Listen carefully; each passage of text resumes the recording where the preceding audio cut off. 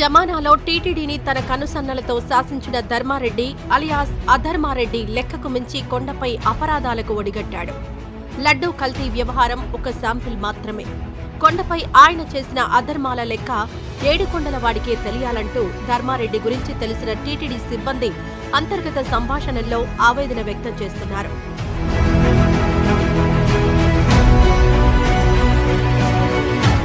ధర్మారెడ్డిని TTD ఈవోగా ఏరికోరి తెచ్చుకున్న జగన్మోహన్ రెడ్డి ఆయనకు పూర్తి స్వేచ్ఛనిచ్చారు.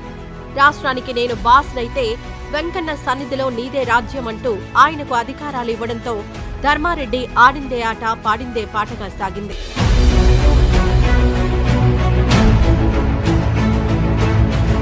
తిరుమల తిరుపతి పుణ్యక్షేత్రమని మరిచి భక్తుల మనోభావాలతో సంబంధం లేకుండా తన ఇష్టారీతిన అడ్డగోలుగా అక్రమ దందాలకు పాల్పడ్డాడు ధర్మారెడ్డి.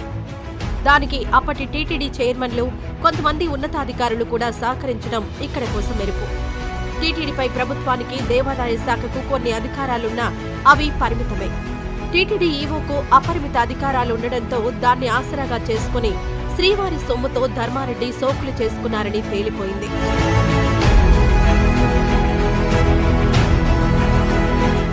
వీఐపీలను ప్రసన్నం చేసుకోవడం దగ్గర నుంచి కాటేజీల నిర్మాణాలు, వాటి వ్యవహారాలన్నింటిలో ధర్మారెడ్డి వేలు పెట్టేవారు. కొండపై జరిగే ప్రతి అభివృద్ధి పనులోనూ నీకేంటి నాకేంటి అనేంతలా వాటాల కోసం వెంపర్లాడిన అధర్మారెడ్డి కల్తీ లడ్డూ వ్యవహారంలో కమిషన్లకు కక్కుర్తిపడే నాసిరకం నెయ్యిని సప్లై చేసిన కాంట్రాక్టర్లకు కొమ్ము కాశారనే ఆరోపణలు తన పరిధిని పెంచుకున్నాయి.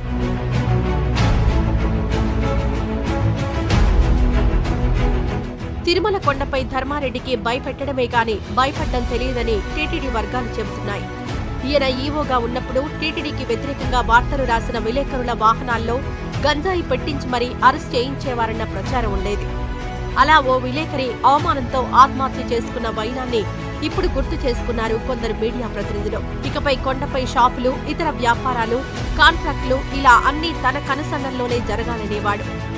ఒక రకంగా చెప్పాలంటే రాష్ట్రంలో జగన్ రాజారెడ్డి రాజ్యాంగాన్ని అమలు చేస్తే కొండపై అధర్మారెడ్డి రాజ్యాంగాన్ని దర్జాగా అమలు చేశారు.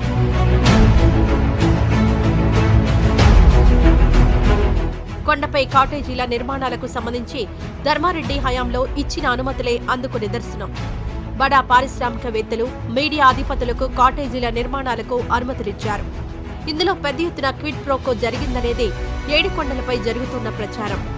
మీడియా అధిపతులు, పారిశ్రామికవేత్తలు తిరుమలపై నిర్మించిన కాటేజీలపై స్టార్ హోటల్ స్థాయి పెంట్ హౌస్లను టీటీడీ ఎందుకు అనుమతించిందనేది ప్రధాన అభ్యంతరం.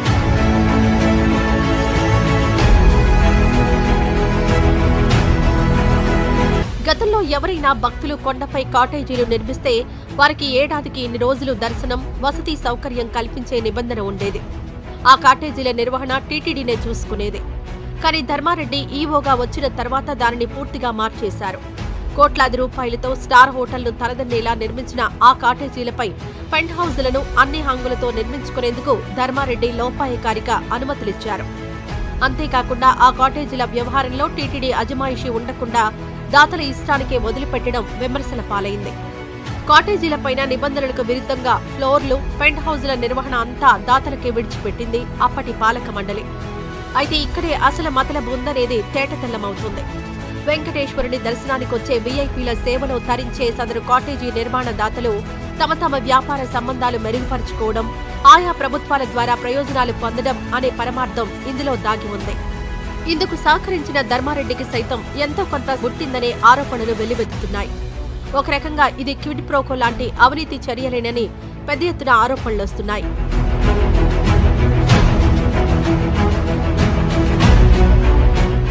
అసలు తిరుమల కొండపై ప్రైవేటు వ్యక్తుల పెత్తనం, ఆస్తులు ఉండకూడదు. అంతా శ్రీవారికే చెంది తీరాలి. కానీ స్టార్ కాటేజీలు మాత్రం పారిశ్రామికవేత్తల పెత్తనానికే వదిలివేయడంపై భక్తుల్లో ఆగ్రహం వ్యక్తమవుతోంది. ధర్మారెడ్డి వెళ్లిపోయి కొత్త ప్రభుత్వం అధికారంలోకి వచ్చినప్పటికీ ఇంకా ఆ స్టార్ హోటల్, కాటేజీ, పెంట్ హౌజుల నిర్వహణను టీటీడీ స్వాధీనం చేసుకోకపోవడంపై భక్తులు విస్మయం వ్యక్తం చేస్తున్నారు. అంటే ధర్మారెడ్డి రాజ్యాంగాన్నే ఇంకా అమలు చేస్తున్నారా అని ఆగ్రహం వ్యక్తం చేస్తున్నారు భక్తులు. ఇదొక్కటే కాదు, లడ్డూ కల్తీ వ్యవహారం బయటకొచ్చిన తర్వాత ధర్మారెడ్డి అధర్మ కార్యకలాపాలు అనేకం వెలుగు చూస్తున్నాయి. అందుకే ఈ తిరుమల తిరుపతి దేవస్థానం గురించి యావత్ భారత్ చర్చించుకుంటున్న వేళ ఆనాటి వివాదాలకు మూల విరాట్ అయిన ధర్మారెడ్డి మౌనం వీడడం లేదు. మౌనం అర్ధాంగీకారమా అన్నట్టు తన తప్పులను పరోక్షంగా అంగీకరిస్తున్న ధర్మారెడ్డి మరోసారి అధర్మ మార్గంలోనే ఈ వివాదంలోంచి బయటపడేందుకు ఢిల్లీలో లాబియింగ్ చేస్తున్నారా, లేక విదేశాలకు పలాయనం చిత్తగించారా? ఏడుకొండలవాడు కలియుగ దేవుడు. అపరాధి ఏ కలుగులో ఉన్నా పసిగట్టి శిక్షిస్తాడని తెలుసుకో అధర్మారెడ్డి.